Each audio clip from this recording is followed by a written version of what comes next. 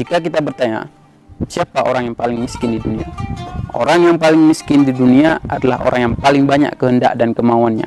Sedangkan orang yang paling kaya adalah orang yang paling sedikit kehendak dan kemauannya.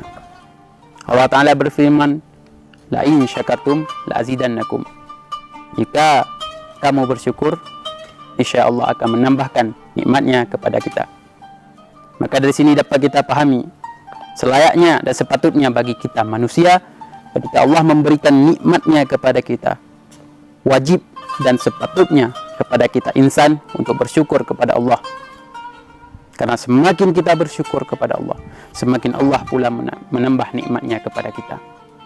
Saudaraku, kita melihat sekeliling kita banyak saudara-saudara kita yang masih kurang mampu. Maka apabila kita memiliki kelebihan, hendaknya kita berbagi dengan mereka. Begitu pula dengan lingkungan. Lihatlah sekitar kita, alam-alam yang cukup indah, hutan-hutan, pepohonan, gunung-gunung, dan lautan.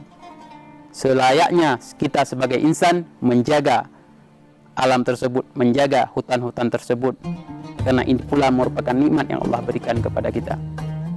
Maka ingatlah dua hal dalam hidup ini, kita harus menerapkan syukur. Setelah syukur pula juga kita harus menerapkan bersabar.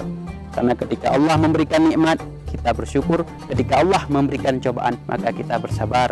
Apabila dua peringatan ini tak pernah terlepas daripada kita, maka tak akan terombang-ambing kita dalam kehidupan ini.